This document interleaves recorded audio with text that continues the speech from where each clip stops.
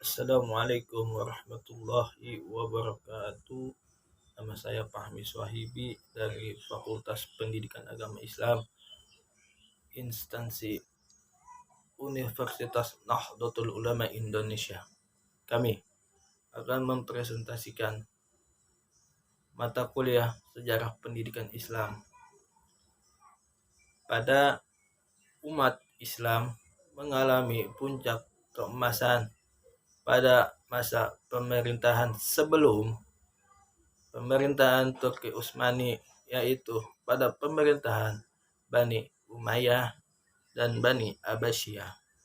Pada masa itu banyak yang bermunculan para tokoh atau para pemikir atau para filsuf Islam kenamaan yang sampai sekarang jadi perbincangan dan dijadikan sebagai dasar kebijakan bagi pemikiran hingga masa yang akan mendatang. Pada zaman pertengahan yang diawali dengan runtuhnya Bani Abbasiyah di kota Baghdad akibat adanya serangan-serangan Mongol yang dipimpin oleh kerajaan Hulagu Han pada tahun 1258 Masehi, hingga akhirnya kekuatan kerajaan Bani Abbasiyah politik Islam mengalami kemunduran yang sangat drastis.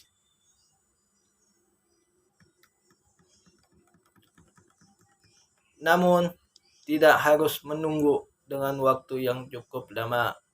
Kemudian keadaan politik Islam secara keseluruhan berangsur membaik dan pulih kembali seperti sebelumnya pada masa dinasti Abbasiyah dan dinasti Umayyah. Namun ada 3 kerajaan yang dipilih besar, yaitu dari kerajaan Turki Utsmani yang berada di kota Turki, kerajaan Safawi yang berada di kota Persia, dan kerajaan Mongol yang berada di kota India. Dari 3 kerajaan yang telah disebutkan, di atas yang paling lama berdirinya yaitu kerajaan dinasti pemerintah Turki Utsmani.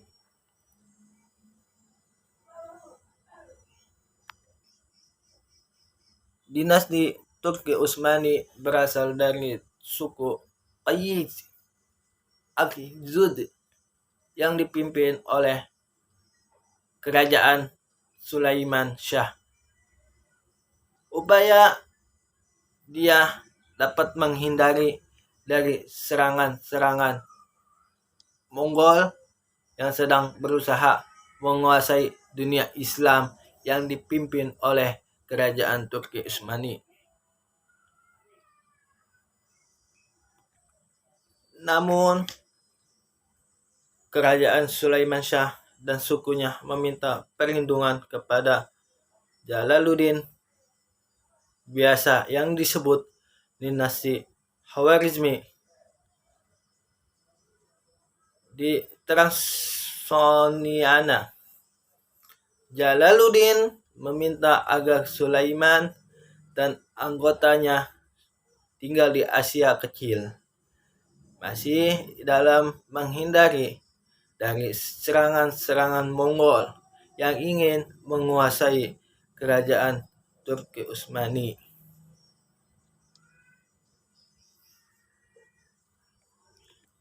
Pada periode pemerintah Turki Utsmani terlihat terbentuknya pemerintah yang secara formal atau yang secara resmi yang disebut dengan pemerintah Utsmaniyah, yang membentuk intuisi atau intuisi tersebut tidak berubah selama 4 abad. Kemudian pemerintah Turki Utsmani mengembangkan suatu sistem yang dikenal dengan sebutan sistem millet, yang berasal dari bahasa Arab yang artinya milah, yang mana dikelompokkan dari berbagai macam agama, suku, minoritas dapat mengurus masalah mereka sendiri tanpa adanya intervensi atau dukungan dan kontrolan yang banyak dari pemerintahan pusat Turki Utsmani.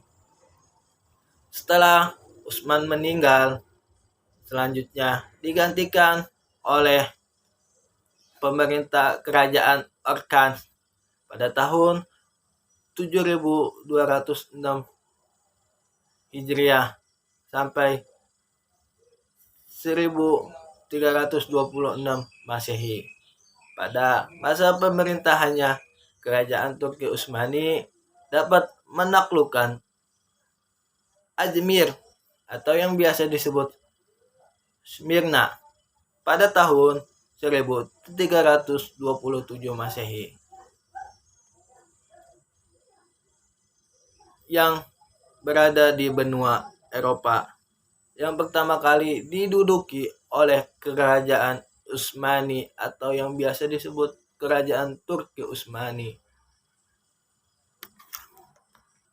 Setelah kerajaan Orkan sebagai yang ditunjuk oleh pemerintah sebelumnya, yaitu pemerintah Turki Utsmani, kemudian digantikan oleh kerajaan yang bernama Murad I yang berkuasa pada tahun 761 Hijriah hingga 1359 Masehi. Selain memantapkan keamanan dalam negeri dan kenyamanan dalam negerinya, ia melakukan perluasan ke daerah-daerah benua Eropa yang dapat menaklukkan Adrianopel.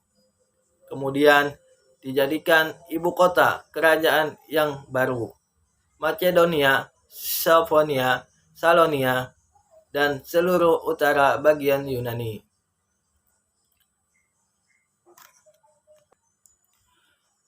Ekspansi kerajaan Turki Utsmani sempat terhenti beberapa lama ketika ekspansi diarahkan ke Konstantinopel yang berada di tentara Mongol yang dipimpin oleh negara Timur Lenk yang melakukan serangan ke Asia Kecil. Pertempuran yang sangat hebat terjadi di antara tahun 1402 Masehi. Tentara Turki Utsmani mengalami kekalahan dan tentara Bajayid bersama putranya Musa tertawan dan wafat dalam tawanan tahun 1403 Masehi. Setelah Timur Lenk meninggal dunia tahun 1400 Masehi dan Kesultanan Mongol terpecah belah. Namun kerajaan Turki Utsmani melepaskan diri dari kekuasaan Mongol, selanjutnya mengadakan perbaikan atau evaluasi dan meletakkan dasar-dasar keamanan dalam negeri. Maka kami simpulkan bahwa kerajaan Turki Utsmani berdiri pada tahun 1300 dengan kerajaan pertamanya adalah Utsman bin Ertugrul dan kerajaan terakhirnya yaitu dengan bernama Mahmud II, yaitu pada tahun 1922 Masehi, dan dalam perjalanannya sejarah selanjutnya, Turki Utsmani merupakan salah satu dari 3 kerajaan besar yang membawa kemajuan para umat Islam yang berada di negeri kota Baghdad. Namun, hikmah yang kita ambil dari sistem pendidikan pada masa pemerintah Turki Utsmani yaitu sangatlah baik, sangatlah memajukan siswa-siswi atau generasi muda Islam yang akan datang. Hingga pada zaman ini masih seluruh Indonesia atau seluruh dunia menerapkan sistem pendidikan modern pada zaman dinasti Turki Utsmani maupun dinasti sebelumnya.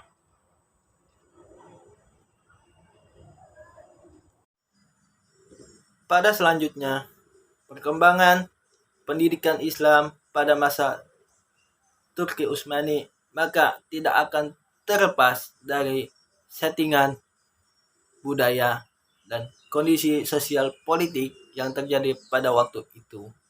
Namun, pemerintah Turki Utsmani merupakan perpaduan budaya dari beberapa negara, yaitu negara Persia, Bizantium, dan negara Arab Saudi. Dari kebudayaan Persia, mereka menerima beberapa ajaran tentang etika, adab, tata krama dalam kehidupan di istana negara. Dari Bizantium, mereka mendapat aspirasi atau mendapatkan ilmu tentang organisasi pemerintah dan prinsip kemiliter. Apa itu kemiliter? Artinya ilmu pertahanan. Sedangkan dari kebudayaan Arab, mereka mendapatkan keilmuan atau keajaran atau ajaran tentang prinsip ekonomi, kemasyarakatan, dan ilmu pengetahuan. Sebagai bangsa yang berdarah militer, ketahanan, pendidikan pada masa kerajaan itu banyak dikonsekuensikan kepada pendidikan, pelatihan militer, sehingga melahirkan tentara Yenisari dan menjadikan negara ini mempunyai mesin perang yang sangat tangguh atau yang sangat canggih. Namun, pada masa kerajaan Turki Utsmani, sosial, politik, budaya, pendidikan itu diutamakan untuk kepribadian atau untuk generasi muda yang akan datang. Namun, ada yang membuat kegaduhan, yaitu tentara Mongol ingin menguasai atau menghancurkan pemerintahan Turki Utsmani. Di dalam pemerintah Turki Utsmani mempunyai beberapa lembaga pendidikan Islam, yaitu sekolah dasar dan madrasah-madrasah, pondok pesantren, perguruan tinggi yang mengalami perkembangan yang cukup signifikan atau yang sungguh canggih. Dalam pertama kalinya pemerintahan Turki Utsmani membangun sekolah madrasah yang dibangun oleh pemerintah Utsmani yang berada di negara Injinik atau Nicia. Namun, madrasah itu tak lama setelah menaklukkan kota itu pada 1330 sampai 1331 Masehi.